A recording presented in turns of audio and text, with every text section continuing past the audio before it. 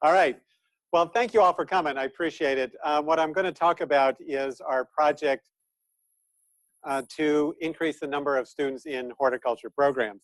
Now, there's a number of authors on this, and we're going to see in a slide or two where these folks all fit in. It truly has been a very big project, and a lot of folks have been involved with it, as you're going to see here in a bit.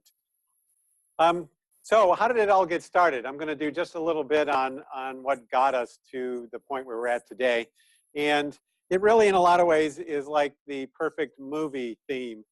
You know, where these movies where they've got one set of characters and there's a little bit of on that, and then they bring in another set of characters and then a third set of characters. And you know eventually all three sets of characters are going to interact, but you're not quite sure when that's going to happen. Well, that's kind of what was happening here. Mary Meyer was president of the ASHS, and she was very focused on what we call plant blindness, which is where people or plants are all around us. I mean, we were eating them, you know, with the fruit salad, but yet people aren't aware of them as plants. People just don't pay attention to the plants that are all around us. And she was focusing on that for her presidency for ASHS. About the same time, Doug Needham and Paul Redman at Longwood Gardens had been watching with interest what the Royal Horticulture Society was doing. Now, the United Kingdom is probably one of the areas in the world that is most into horticulture, okay? And yet they were seeing declines in awareness and interest in horticulture there, and they got very concerned about it. So they commissioned a study and a project to increase horticulture called Horticulture Matters. So Doug and Paul were seeing this, seeing the success of this, and thinking we needed something similar here in the United States. And at the same time as all that, myself and the horticulture administrators, we meet annually. And one of the years we actually met here. Marvin Pritz hosted the meeting. And what became very clear is that for a number of us, we were losing ground in terms of students in horticulture. Okay, so that was one issue. But also, it was becoming pretty clear from the number of emails I was getting that industry, government agencies were needing horticulture employees. Okay, so with that, we did a real quick survey, and I'm not going to show you all of it, but just to hit the main point here, the number of undergraduates in your program has increased greatly or slightly. So around 20% stayed the same, around a little over a third, and then the key point there, over 40% had either a slight or a major decrease in the numbers of students. Now, this is one of those surveys that's good news and bad news. The bad news was that, yes, a lot of programs were going down. But the good news that gave us hope was up here. Some of the schools were going up. So what were they doing? How were they doing it? How were they presenting the programs? And as we talked to some of those schools, it became clear that we could. This was an issue we could change if we focused on it. So a group of us came together. We called ourselves the steering committee for a while. 3 folks from Longwood Gardens, Doug Needham, Brian Trader, and Marnie Conley. And then from the American Society of Horticultural Science, myself, Mary Meyer, Mike Neff. Mike Neff is the executive director of ASHS. And I came in a couple years later as incoming president and president of ASHS. So we all got together and we put together a white paper. Basically, this was our thoughts on what the issue was and what we thought we needed to do about it. And we had 3 very big goals. First one, improve public perceptions of horticulture, increase the number of horticulture students in 2- and 4-year programs. And there was a number of actions we thought we needed to do there. And then ultimately increasing the number of well-trained horticultural employees. Okay, first one and the third one, these are very big ideas. With our white paper in hand, we talked to other organizations, and we found a very receptive audience.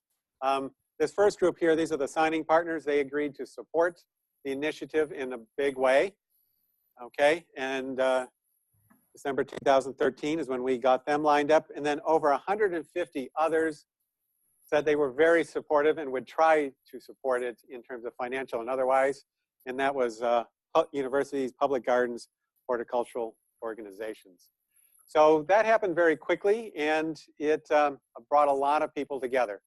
Now, a lot of organizations had been concerned about this. Some hadn't started on working on it, others had. Okay, one of our principles right from the very beginning was not to duplicate what other people were doing, but try to draw it all together. It became clear this was quickly becoming bigger than the steering committee could handle. So we brought in some help, and we put out a call for proposals, and Fleischman, Hillard, and Scholastic put in the winning bid. And what they were going to do was help us with the research, the marketing, and the education.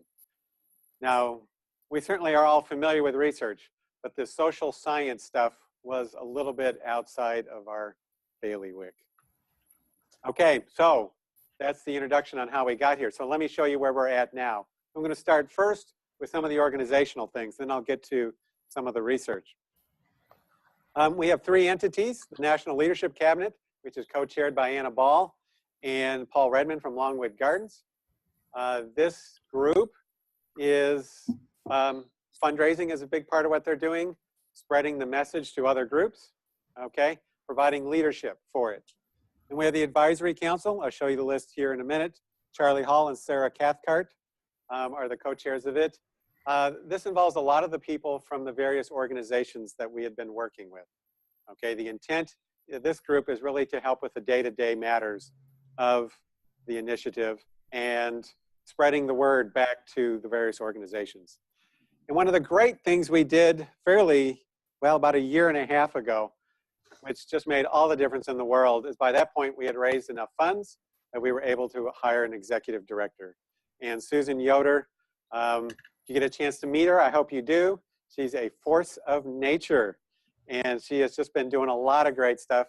She came with a lot of experience from other associations and has really made this what it is.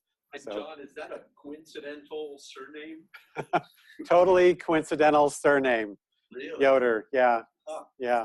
No relation that we're aware of to the Yoder mums. No. Yeah, pretty cool, isn't it? Yeah. All right, so I'm not going to go through these names, but here's the list of the folks that are on the leadership cabinet. And again, Anna Ball, I think many of you know the name Anna Ball. And then Paul Redmond, Executive Director of Longwood Gardens.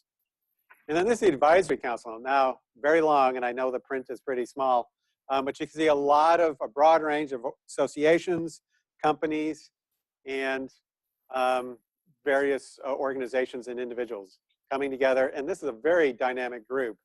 The next organizational meeting will be at Longwood in February, and when this group gets together. Lots of great ideas, lots of energies, and they really have been getting a lot done. Financial support. One of the things we did very early on was we went to the universities with horticulture and asked them to donate. And we asked them to donate a very specific amount of money, $4,995 per year for 3 years. Why $4,995? They won't track it. I don't know. It's most schools, 5,000 and up, you have to go through bid. So, and a lot of schools did. Cornell being one of them, very quickly stepped up. And that money was very helpful for two reasons. One is it got it started. And two, when we went to industry, they were very pleased to see that academics were stepping up to support an issue that affected academics quite a bit. And that had a big effect. I know that several of the companies, when they found out how many universities were supporting it and what they were doing, and they knew how slim most of the university budgets were. And not all the universities were able to provide the close to 5,000, but a number of them were. It really made a difference in terms of getting support from the industry. And you can see we got quite a donor list now. Okay, so since then we've refined things. And I will say actually Susan Yoder and the crew have refined things into two main Goals: change the perception of horticulture by increasing public awareness of the positive and diverse attributes of the profession. And second was to increase capacity in horticulture through a perception shift that gets people to view horticulture as a viable career. Okay? All right, so what we're looking at is we want to see a world where everyone understands and values the importance of plants and the people who work in the art, science, technology, and business of horticulture. Where parents, always key, and educators encourage horticulture as a career, but not shy away from it. Where horticulture is viewed as a vital, viable, and diverse career path. And where we build a stronger pipeline of talent to bolster our industry, okay? So that, in a sense, is the mission of Seed Your Future. All right, so now let's get into some of the details. Research, not surprisingly, this is something that involves academia, so of course research was going to be at the core of this. And there's 3 phases of research. The first one was internal to the industry. And I will say that each of these phases could very easily be a talk in and of themselves. But I'm going to condense it down quite a bit. Just going to hit a few highlights. All right. So the first one was internal to the industry. The second one was focusing on the general public. And the third focused on middle school teachers, parents, educators.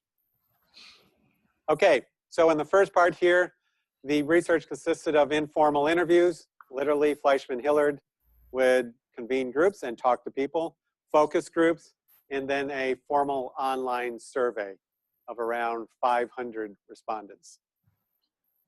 Okay, so I'm just going to hit a couple of the points here. Why is horticulture important? And I know I'm speaking to the choir here, so this should not come as any big surprise. Preserves diversity, ensures life, all the aspects of horticulture. I mean, we've had horticulture of the food, horticulture in terms of the environment, horticulture in terms of both the internal and the external environment, provides food, helps feed the world, enhances life and beauty, ecosystem, restoration, and sustainability. Okay, so these were all some of the responses that we got. What Fleischman-Hillard did is they summarized and categorized a lot of the responses. So what are some of the challenges? Lack of awareness and understanding. Okay, we're going to get to one of the key elements of awareness of horticulture here in a bit, but a lot of people just really don't have a good understanding. I think back to when I was an undergraduate and people would ask me, what's my major? And I would say horticulture. Either got a blank look or something like that. It has something to do with corn, right? That was about as far as folks got even back then. Skilled labor shortage just came up a lot from industry and government in particular. Shrinking university programs, we've talked about that already. Consolidation of degree programs. And then, of course, lack of funding on the academic side. So why do we, as horticulturists, recommend careers? Okay, why would we encourage somebody else to do it in the various aspects of horticulture? I know it's kind of small print there, but rewarding, okay? Time and time again, that's what came up. 28%. Diversity, variety, range of careers available.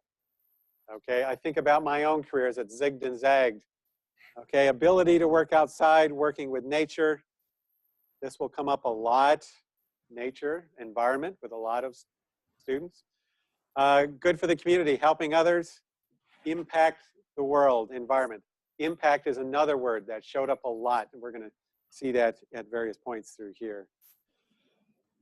With all the good, there's a bad.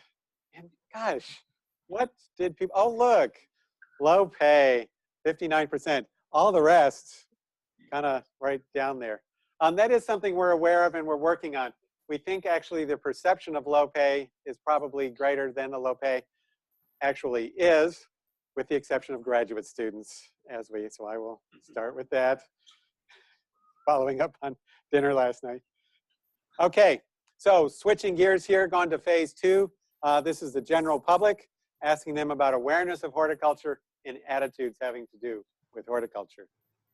Okay, part of this research, people were given various phrases, and they were asked to react to how strongly they agreed with or disagreed with these phrases. Now, there's a number of them, and for the sake of time, I'm just going to show you one here. Horticulture is essential to our food, water, and environment. Only 34% of 18 to 34-year-olds strongly agreed with this. On the surface, okay, that's a third, that's not bad. But think about what that's saying. Food. Only a third of folks thought that horticulture was essential for food, okay? And you think about what you eat in a normal day. You know, the row crops agronomy provides the bulk of our calories, but really it's the horticulture that provides a lot of the taste, it provides a lot of the phytonutrients, okay, and how critical horticulture is to what we eat. And yet, only about a third made that connection. So that's why that was pretty significant. Familiarity with horticulture in general. Now this is very broadly defined, and this is going to be important for later. It tended to be a little bit more better with older folks, 35 years and older, a little higher with Caucasian, the wealthier, they were more aware of horticulture, college degree, more aware of horticulture, although not statistically significant. The younger, the less likely people were to be aware of horticulture. And again, the researchers in this case were taking a very broad definition of horticulture. If they mentioned just anything in that could remotely be connected, they counted it as aware, okay?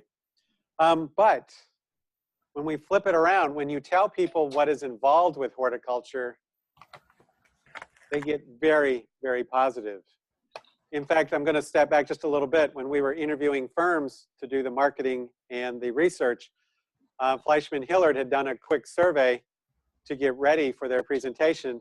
And they said they, at that time, had not worked with an issue where the basics were so positive, okay?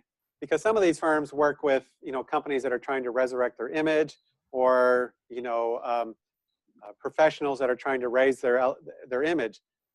They said, no, this one, they were excited about this one because the basics were there. Everybody likes horticulture. They just don't know it's horticulture. Okay, now getting to the phase 3 part here. Consisted of online surveys. Part of this was 2 reasons. One is to get information, and 2 was to get an idea of what the population's view of horticulture was. The next phase is going to be trying to change that. And so if you want to change something and you want to assess it, you want to have numbers to compare it with. So the idea was to find out what are the baseline, so as we go forward, hopefully we'll affect a change and then we can compare it. 7th, 8th, and 9th graders, 1,000 parents, 500 teachers, and 200 guidance counselors. That's the number of people that participated in the online surveys. Okay. The slide deck that they sent us for this part was over 80 slides. So I'm just going to pick a couple. All right. Remember, this is 7th, 8th, and 9th graders. Already, almost a third want to get a bachelor's degree, and a quarter of them a master's or a PhD. Now, I don't know about you, but when I was a 9th grader, I had not a clue. I mean, I was still, I'm not even sure I was thinking about going to college at that time. But yet a quarter of students are already thinking that they're going to get a master's or a doctorate. So they're already thinking about stuff.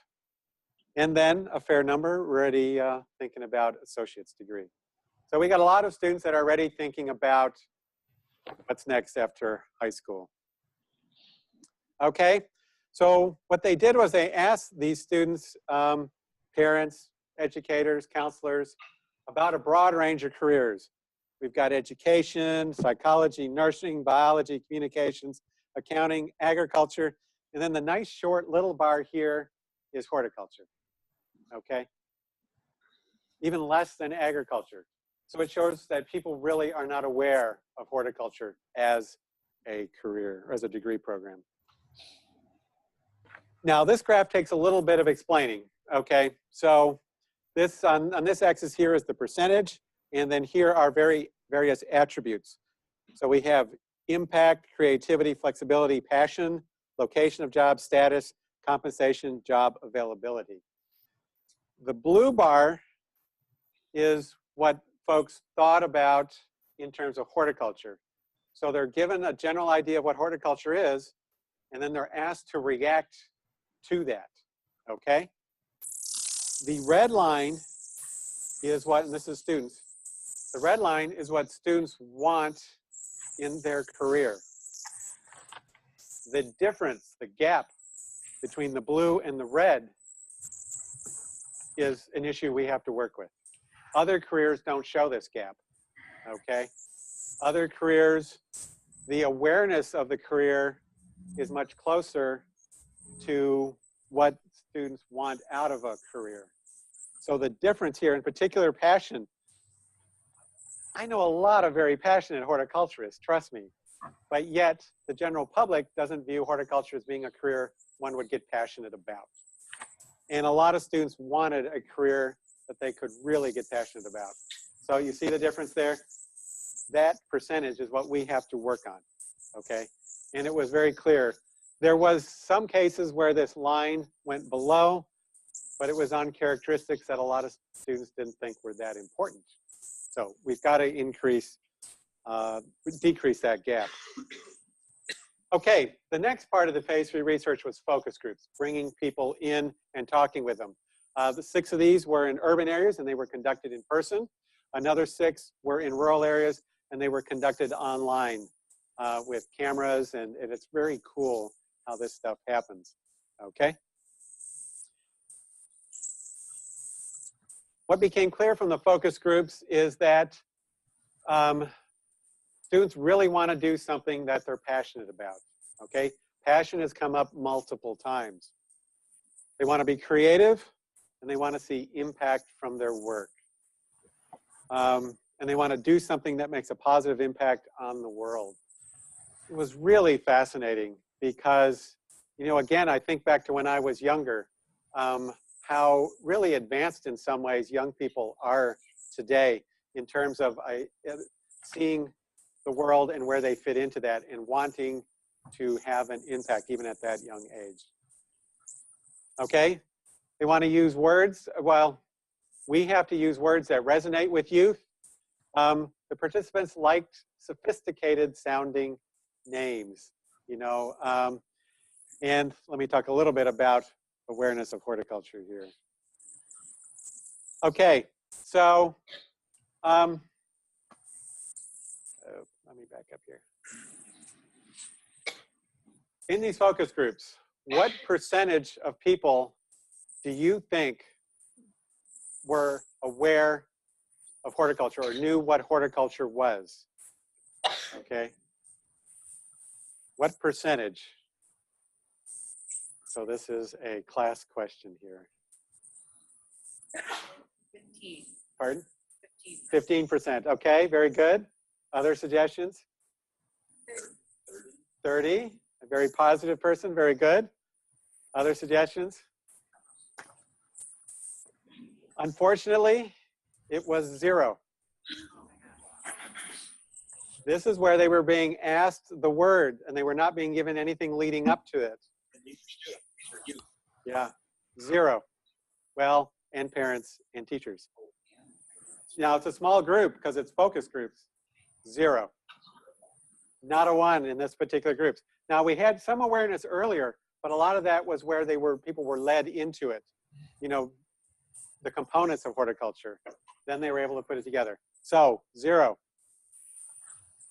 In all of our, you know, we've had conference calls regularly, part of the steering committee and then later on. And that's a question we often came back to was, what do we do with the word horticulture? Because it is clear that the general public does not know what horticulture is. But if you try to think about what one word encompasses all that horticulture is, yeah, that's a tough question. So we finally just had to stop talking about it because we kept going down that rabbit hole. And this really, these focus groups really clearly showed that we have an issue. So one of the fun things they did in these focus groups is they asked, all right, so if not horticulture, what else? And different categories came up. Plant science, of course, we know that's already being used. Plantology. Now, the academic in me, when I first saw that, was just like, oh, made up word, you know? But I have since grown to actually kind of like that one. Land arts, plant mastery, vine arts.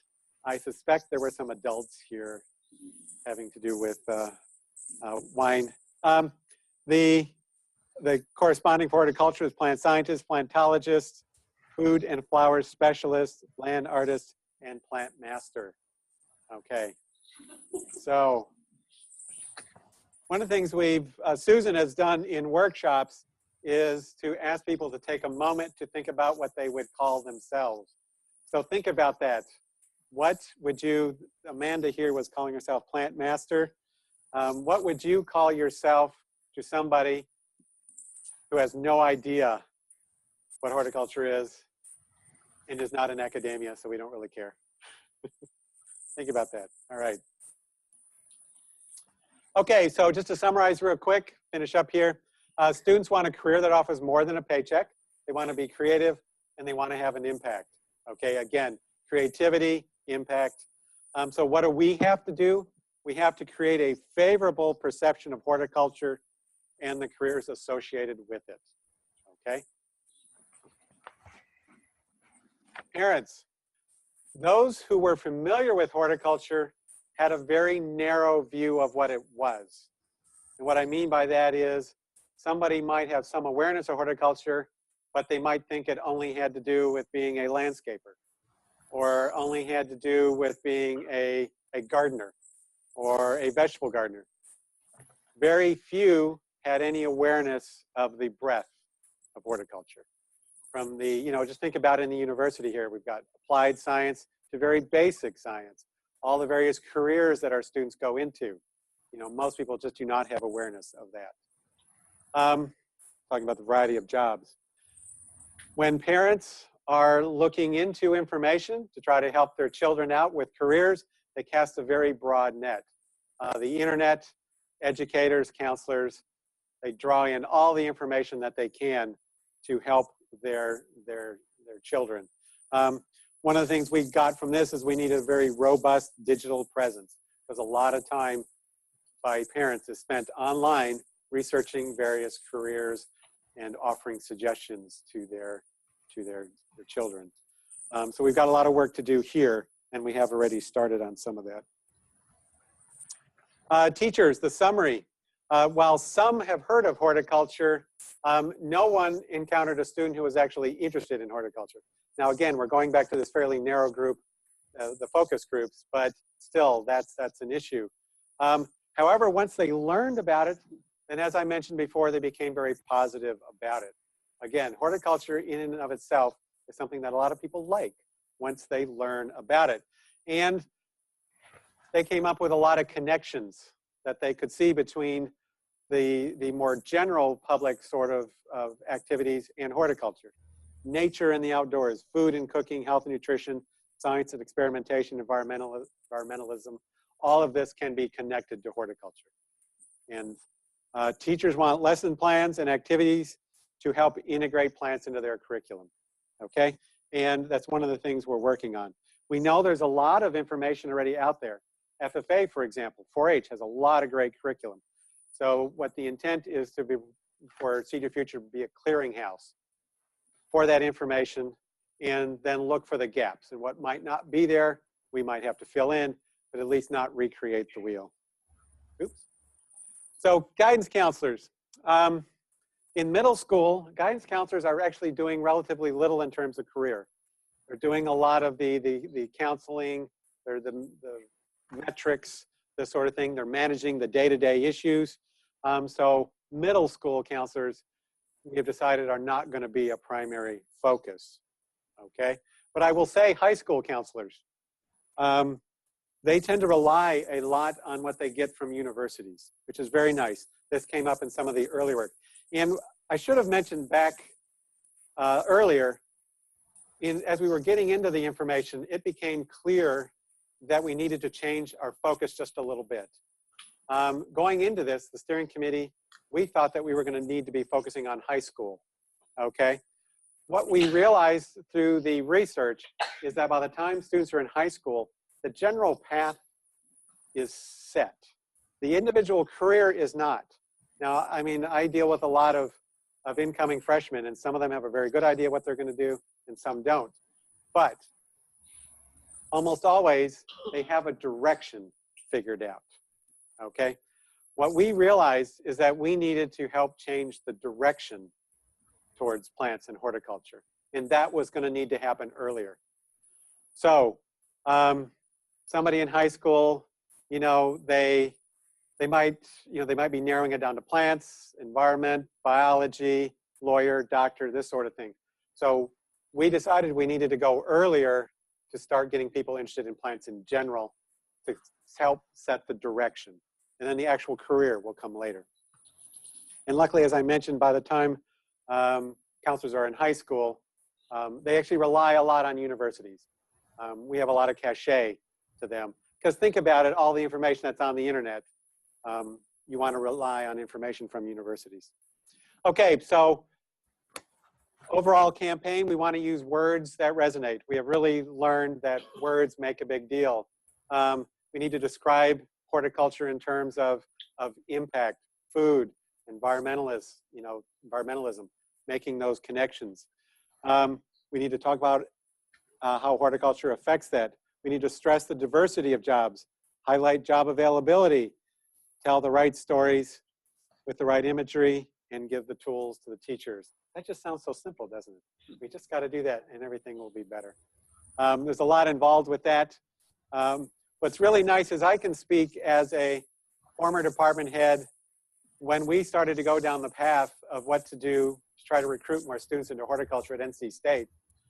Man, it's just such a broad field, and you get half a dozen people together, and all the great ideas people came up with, we were quickly overwhelmed. What the research has done has allowed us to focus. We know that for high school guidance counselors, for example, they want stuff, they want pieces, short one-page pieces they can hand to their students. They can keep a stack on the desk and just very quickly. Not so much videos, not so much some of the other things. So we've been able to target what we need to do for which group. Like I said, early on, we were getting overwhelmed as to what we could do. So how are we going to make this happen? The next step is an education plan with tools, curricula, web resources, partnerships, of course, and an advocacy and marketing plan to get all this information out. And that's in progress. And there's some of the imagery right there.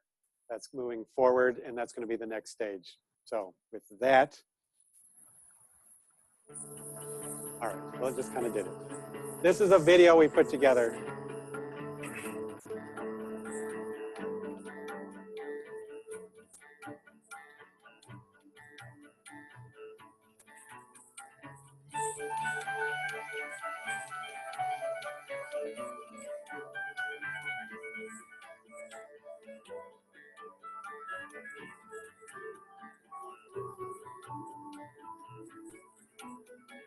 Night and day is more than you'll say, 'cause all my feelings are more than I can let by or not, more than you've got.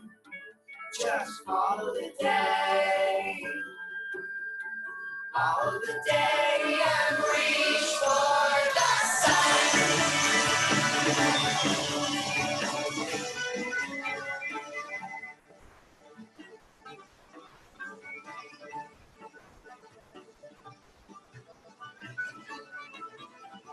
You don't see me fly to the bed, one more yard.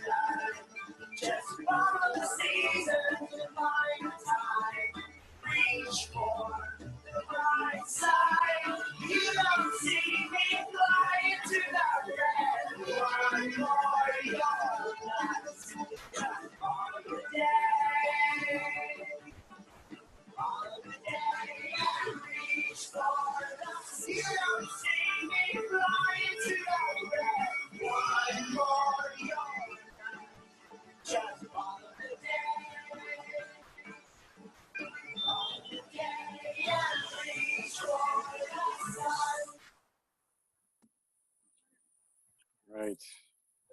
Questions, comments?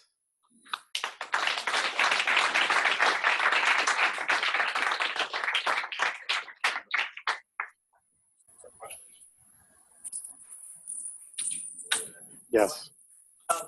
For the video you showed at the very end, is that finalized or you're gonna add some more materials? This is, yeah, it's final for this phase of the project. The next phase of the project is really focusing on very specific videos. In fact, I think they've got one done already. Interviewing folks, why they got into horticulture and what their path was. So at this point, it's going to get more specific, and it's going to be specific videos to help do certain parts of the campaign. If the video were not finalized, I think it might be a good idea to include some tree fruits there. Oh yeah, yes. Apples, orange, it's largely greenhouse grown or fisher's planted at this point. Yes, yes. I think I'm. Another pomologist here, but at least we got rid of the word pomology. There were blueberries in the beginning. But that's not really my question. So there's clearly a branding issue with the name horticulture. Yes. Yeah. But there's not an issue with the lack of teaching plant biology or botany in middle school and high school, right? My son's going through this. He gets a lot of education in these issues. He's doing photosynthesis right now and cellular respiration. So it seems like the target, while building some lesson plans and activities is great, but getting into textbooks, the name horticulture and defining that in the textbooks is probably difficult to do and expensive, but it seems like that's where students are going to get it, and that's where teachers are going to teach out of. Exactly. Yeah. Is that part of the? Yes, that is. That's part of the curriculum. So these things are going on. If they can use horticulture crops, if they can use horticulture plants and make that connection. Yes, you're exactly right. That is part of what what we're trying to do. Yeah, exactly. They call it plant biology or they call it botany. There might be some agriculture, but you don't see horticulture per se. No, we need to make that connection. Exactly right. Yep. John, can you ask Geneva if Geneva has any questions? Yes, Geneva, do you have any questions? That sounds good. Hi, John. Thomas Bjorkman here. So I was going to characteristically jump to the one problem that you showed so clearly. And I'd say so we report on the starting salaries of graduates in various majors here, and horticulture usually looks terrible, in part because a lot of students will go to a seasonal job or an internship or something as their first job, and so the median ends up being rather low as a result. Right. And that's kind of what people see. So that's obviously bad advertising. Do you have examples that you can use of the more remunerative jobs a horticulture graduate might get straight out of school? That's a very good question. And we are aware of that. And we think that once a lot of this gets launched, that one of the things we're going to need to do is to really get a much better idea of salaries. And I'm afraid I need to rely a little bit on my floriculture background. One of the magazines for many years did release a survey, and it broke out the greenhouse industry by manager, grower, pest control, and that really did a very good job of splitting out the various job types and the salaries. And the salaries in those cases looked pretty good, especially for the manager, and some of those other categories. What we're seeing is partly what you're talking about. It's the blending together of entry-level jobs along with professors and that sort of thing, and business owners. When you blend it all together, the large number of low numbers from folks that are making minimum wages on a landscaper, working on a landscape crew, really brings down the overall averages. So I think what we need to do there is for each of the industry is really pull out the job categories and separate out entry level, which is low. I will freely admit that, but it's low for most careers. Entry level tends to be very low. And separate that out from the higher level jobs. And those are the jobs really that we are training our students for. Yes, we know that a lot of you, I mean, I mowed lawns when I was young, but that's not what I went to college for. I went to college to train for other kinds of jobs, including one right here in front of you now. So we've got to do a much better job of separating that out. We don't, other than in a few narrow instances, we don't have that data right now. So, yeah. It just made me think of, when I first went to school, got a 2-year associate degree in agriculture. And if you were not from a farm, you had to do some work experience. And so I wonder if there's a way to get people some practical experience in horticulture to make that kind of get some experience under their belt before they leave the college with a degree. That's a very important thing, and we're doing that a lot at NC State. The horticulture department at NC State now requires an internship, a student to have an internship before they go out. And on a broader scale, we've done a lot of survey work at the College of Ag level, looking at what components of a resume does industry want or look for the most. And one of the highest scoring is internships. So that shows up a lot. So we do know that internships are important. That is something that we're trying at NC State to make it easier for students to do. And yes, it also came up in the Seed Your Future. Under the phase one of the other questions which I didn't show was we asked industry, what do you think you could do to help increase awareness of horticulture? And they suggested internships as well. So I think on both ends of things. John, on that one graph you showed, in addition to the gap between pay and expectation, there also was a real passion gap, which surprised me because most horticulturists I know are passionate about horticulture. It would seem to be an area to really emphasize in future videos and educational efforts to really bring out the passion that people feel about the field of horticulture. I agree completely. And that's one of the ones that surprised us the most, because we do know so many folks that are just so into what they do, but yet that didn't come through. So for people not aware of horticulture, just don't know that we really like what we do and we're into it. And yeah, we've got to work on that. Okay. Yeah. Yeah, I'll sneak one if you don't mind, Don. So it seems like there's this pipeline where you're looking at undergraduate enrollment and you're talking about NC State, much of your board are professors, academics. What's the thought about people who work in horticulture but might not necessarily need an undergraduate degree? Are you guys working to facilitate any kind of apprenticeship programs or some other high school? Yes, and that's a very good point. I mean, I've been in land-grant universities. I believe very strongly in what we do, but it's not for everybody. Not everybody needs a 4-year degree. Some folks are a 2-year degree is enough, and for some, not even a 2-year degree is needed. So we speak a lot about a pipeline, but we probably need more of a tree analogy, with the idea that people come in at various points and go out of it at the point that best suits them. So I would have to say, yeah, I agree completely. Again, I'm very pro-university, but some of the students I work with, when you sit and talk with them, it's like, you really don't need to be here. And I don't tell my dean that. But so yeah, in terms of apprenticeships, I'm not sure that we're specifically working on it, but that would be a useful thing. I think especially early on, like in high school, where we might be able to get folks interested in horticulture. We have time for one more question. I think this is a secure industry. It's not getting outsourced to India. Our jobs are staying here. That's important. The comment being it's a secure industry. Yes, I agree completely. Parts of it might get robots, but that's mostly going to be the entry level, not the higher up. So I agree. You have like Driscoll strawberries all over the world now. I mean, Yeah, Driscoll's is everywhere. Yes. Yeah.